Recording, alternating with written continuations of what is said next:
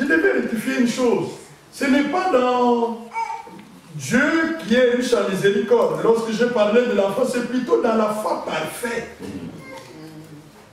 Dans la foi parfaite, le prophète dit, la foi est créée dans le cœur de l'homme par la grâce de Dieu pendant l'écoute de la prédication. C'est pourquoi il y a une prédication intitulée Le sixième sens. La foi est surnaturelle. Nous sommes sauvés par la grâce de Dieu et non par les œuvres, par le moyen de la foi. Et cela ne vient pas de vous, c'est le don de Dieu. Amen. Amen. Amen. C'est ça. Et la victoire qui triomphe du monde, c'est notre foi. Amen. La foi vient de Dieu. Ce n'est pas quelque chose que vous fabriquez. Il ne faut pas faire semblant d'être croyant. Soyez croyants. Parce que quand on est croyant, on a Dieu comme allié. Dieu est notre allié. Quand on croit au Seigneur Jésus, il est notre allié. Et Jésus a dit, je suis avec vous tous les jours, jusqu'à la consommation des siècles.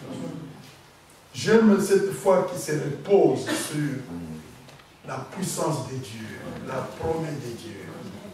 Vous savez, il y a des croyants, lorsqu'on lui dit qu'il a le sida, il a Ebola, il a le cancer, la foi est déjà paralysée. Non.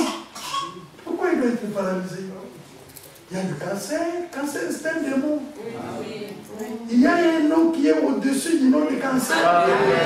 C'est le nom de Dieu lui-même. Et le nom de Dieu, c'est le Seigneur Jésus-Christ. Confiez-vous à ce nom et vous verrez la victoire de Dieu. Amen. Est-ce que c'est clair? Oui. La foi vient de Dieu. Elle est surnaturelle. C'est un don que Dieu vous donne. Si Dieu ne vous donne pas la foi, vous ne croirez pas. Amen. Amen. Mais nous avons vu dans 1 Corinthiens.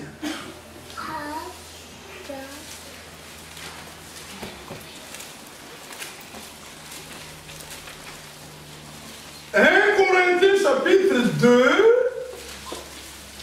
verset 16, car qui a connu la pensée du Seigneur pour l'instruire? Or, nous avons la pensée de Christ. Dites Amen à ça. Amen. Nous, c'est l'épouse de Christ. L'épouse de Christ a la pensée de Christ. Hier, nous avons consacré le mariage de la fille de notre frère Maxime avec notre frère Isaac. Et ils ont été déclarés mariés. Les deux époux, l'épouse et l'époux, après le mariage, ils sont appelés mari et femme. Mais il y a un exercice qui doit être fait lorsque on est marié. Quel est cet exercice? C'est chercher à connaître quelle est la pensée du mari. Oui, amen. Amen. Il y a beaucoup de mariages qui ratent à cause de ça. L'homme ne voit que ses droits. La femme ne voit que ses droits. Mais il ne voit pas les devoirs qu'elle a vis-à-vis de son mari. L'homme aussi ne voit pas les devoirs qu'il a vis-à-vis de sa femme. Et après, qu'est-ce qui arrive? Ça va bloquer quelque part. Ça va bloquer. L'amour sera toujours éprouvé. Si l'amour n'est pas sur un fondement sûr, ça va bloquer. Mais regardez ce qu'il faut faire. Vous vous mariez dans cette grande joie d'être marié. Il faut pour l'épouse, la femme, chercher à connaître la pensée de l'homme. Qu'est-ce que l'homme veut? Quel est l'ordre qu'il veut dans la maison? Amen. Quelles sont les couleurs qu'il préfère? Les goûts du mari. Parce que tout votre être, c'est faire tout ce qui puisse lui être agréable. Amen. Je dis ça par rapport à Christ et l'Église. Amen. Nous avons un époux. C'est le Seigneur Jésus-Christ. Nous sommes l'épouse. Nous devons connaître quelle est la pensée de Christ sur chaque chose. Si nous sommes pénétrés de la pensée de Christ, de la volonté de Christ, nous serons en mesure de faire ce qui lui est agréable. Amen. Amen. Oui, mais c'est pourquoi il y a toujours des problèmes dans le foyer. Ça bloque quelque part.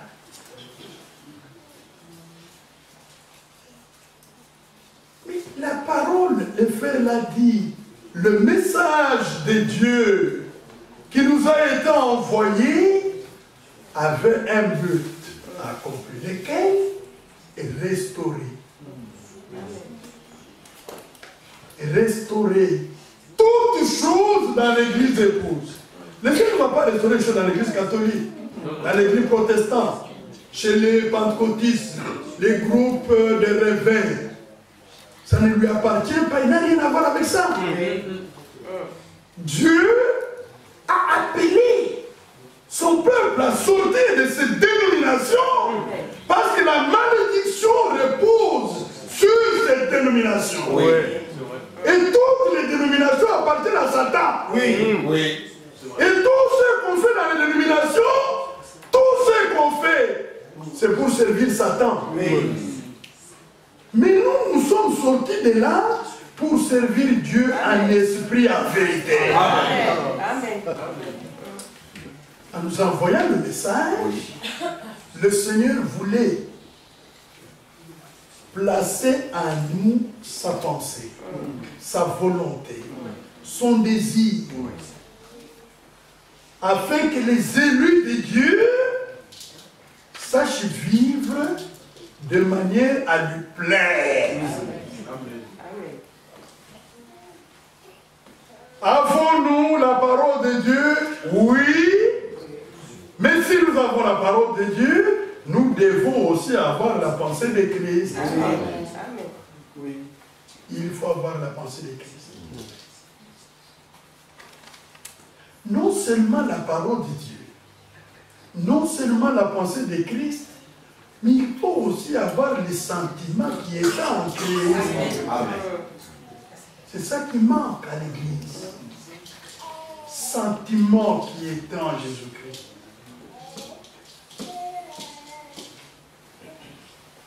Injurié ne rendait point d'injure. Maltraité ne faisait point de menaces. Il se remettait à celui qui juge justement. Quel sentiment il avait dans son cœur. Si vous n'avez pas ce sentiment, vous allez toujours vous venger. Parce que les hostiles, ceux qui s'opposent à vous, ils sont nombreux, n'est-ce pas? Oui. Alors comment vous allez répondre? Comment vous allez leur répondre? Vous allez vous venger. Et le Seigneur a dit, ne vous vengez pas.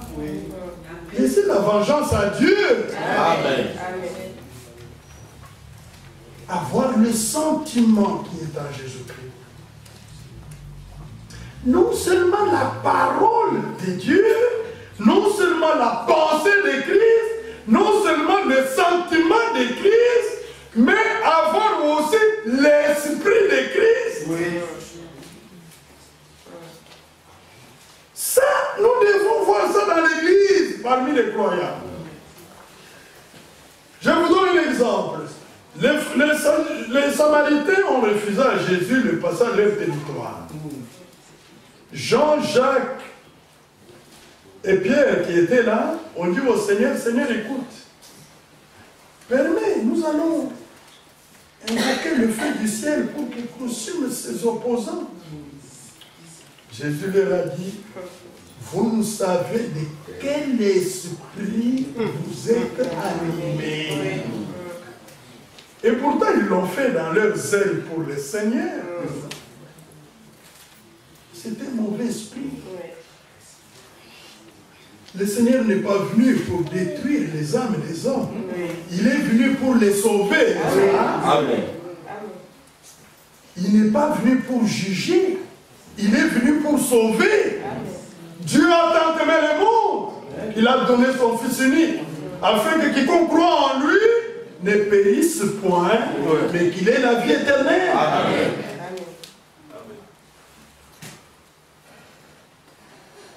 L'esprit de Christ. L'esprit qui se met à la place de faibles, des coupables. À l'égard de ceux qui le persécutaient, il a dit, Père, pardonne-leur, car ils ne savent pas ce qu'ils font. Qui peut agir encore comme ça dans l'Église?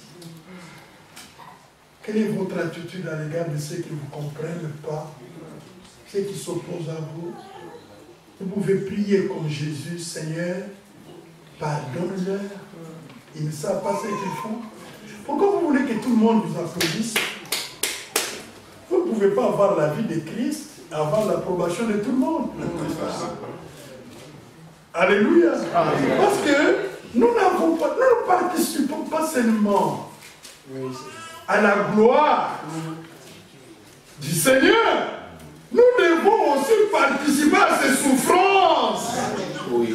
Mais quand Dieu le permet dans une faible mesure, nous n'acceptons pas, nous rejetons. Le frère Franck disait, si vous n'avez pas un Caïn à côté, vous n'êtes pas Abel. Si vous n'avez pas Caïn à côté de vous, c'est que vous n'êtes pas Abel. Oui, mais c'est vrai.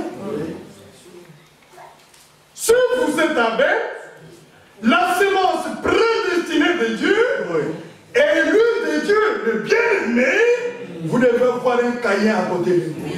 Oui. Et il sera là. Amen. Pour vous, vous chauffer. C'est bien qu'il vous chauffe. Pour que toutes les impuretés la tombent.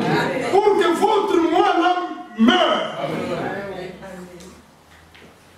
Pourquoi vous voulez atteindre la perfection quand vous refusez le travail de la fournaise des épreuves? Vous n'y arriverez pas. L'eau, si vous voulez avoir l'eau pure, jetez-les dans le feu. Lorsque le feu est fort, les impuretés tombent. Dieu utilise la même méthode pour former en nous les caractères de Christ. Pour avoir la patience, pour avoir la tempérance. Si vous devez répondre violemment à tout le monde, il y a un problème. L'Esprit de Christ doit prendre place. Amen. Vous devez arriver au point où on vous injurie, on vous critique, vous dites gloire au Seigneur. C'est votre manière de participer aux souffrances de Christ. Et vous connaissez la récompense qui est liée à ça. Prenez Philippiens.